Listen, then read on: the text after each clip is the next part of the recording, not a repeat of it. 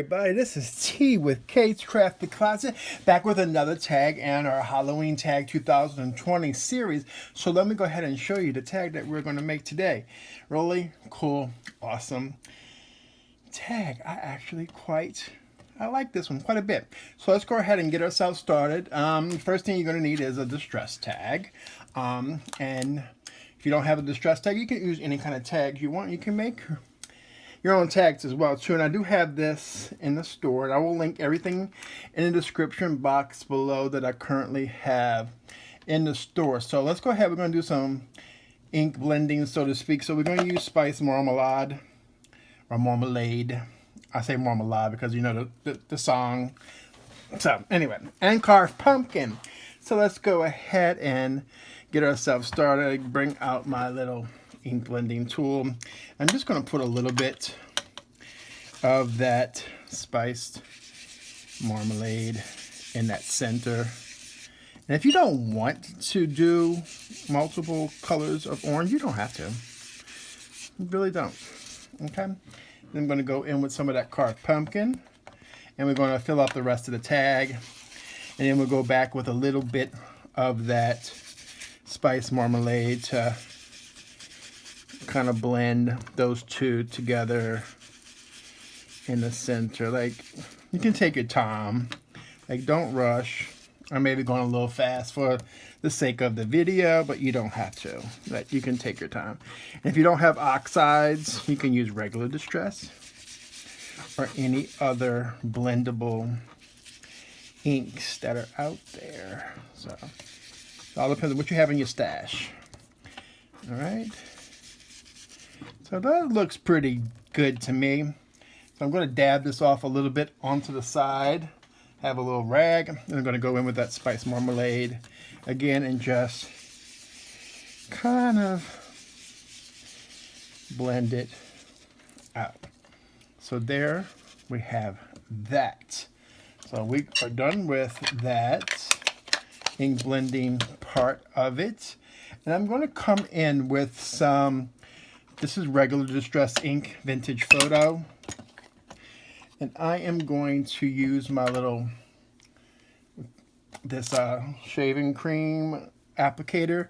I'm going to grab some of that, and I'm just going to go around the edges of it, more so at the top and bottom, and just a little bit on the sides, but a little bit more heavier on the top and bottom. And you can use any kind of ink blending tool. Remember, all the ink blending tools that are out there, every one of them has its purpose. This one just gives me a little bit more sporadic application. That's why I am using it. Okay.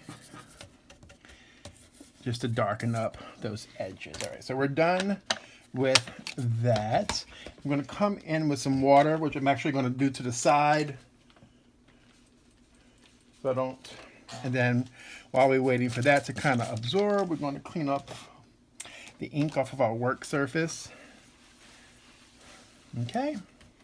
Then I'll come in with the heat tool, and I will heat set it so we can see our handy dandy work and the oxidizing and from the splatter of the regular distress. So I'm just going to make sure it's completely dry, and then we'll move on to the next step. A little bit more spot there and there. And if you can't tell if it's dry, just tilt it up and you can see where it is still wet, because it'll shine. Okay. Or you can just take a paper towel or a cloth and dry it up and stuff. And I do have a heat tool, heat gun, excuse me, let me repeat that again, my glue gun off to the side, heating up, because we're going to need that in a second. But before that, we're going to come in and we're going to use a stamp set from Tim Holtz and Stampers Anonymous. This is called Tangled Web CMS 346. Remember, these stamps never retire, so you can find those pretty much anywhere out there. All right, so using a stamping tool, and I already have the stamp I was going to use on there. And I'm going to come in with some of the VersaFine Clair Nocturne ink, and I'm going to ink that up, and then we'll move it around and we'll stamp again the other side. And I'm not worried about perfect stamping on this because no cobweb is perfect, right? All right, so I'm just pushing it down. Perfect. And I'm just going to flip it, and I'm going to put it, and then I'm not going completely to the side of it because I want that stamp to stamp as much of that tag as I possibly can get on it. And I'm trying not for it to overlap too much. If it overlaps a little bit, I'm okay, but I don't really want it to overlap a whole lot. So I'm going to go right there. Okay, and that is perfect. Kind of what I wanted in terms of that. So see how we get our nice little stamping. Like that's why I did the water first, so we can do everything going on in the background. So let me go ahead and close up my little ink pad here before, I put my hand in it, the project in it. Next up, we're going to be using, these are some little brooms that I made myself, and I do actually have some of them in the store for sale. And everything with Halloween is on sale right now for 25% off using code Halloween25. So we have a set of 3. You have purple or you have orange as your choices, and it's like 3 of them for $1. So check that out in case you're interested in. And I'm going to just put hot glue right here on this center, and I'll put a little bit at the top of the tag because I don't know where this is going to land, and so I don't want to have extra glue that doesn't necessarily need to be there. But I'm just putting it on the highest part, which is right there where that broom, end of the broom lands. And like I said, I'll come in and add a little bit here. And if you don't want your broom, witch's broom, to overhang, you can trim down after the fact. And if you get glue onto your project, go in with your heat tool and melt it, and those little strings and stuff will disappear. So we need to let that sit for a moment before we move on to the rest of our project. So I'm going to come in with this little whipping tool, and I'm going to have some distress ink and black soot.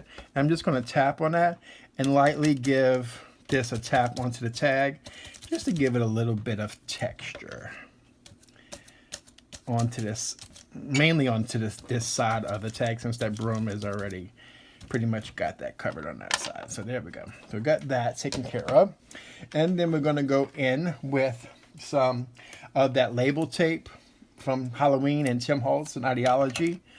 So we're going to do that. If you have a stamp, you can most certainly put stamped here, but I figured I have these in my stash. I might as well go ahead and use them up. So you're probably going to see these in all of my videos for the Halloween tag series until they have been used up. Okay, and there we go. And the final step is to add some, this is some, I guess you would call it like a lace that I've been having in my stash for quite some time. It's like, I almost came close to throwing it away. Then I'm like, I may need that one day. And sure enough, here we go. We finally found, that day has finally come. So I'm going to do my best to get it to go through there. If it doesn't want to, cooperate, I just use this little pokey tool, and it usually does the trick. We got one side in, and we got the other side in, and bam. There we go. We'll pull it. Do the best that I can to get it nice and even. And if it's not, I'm okay with that too.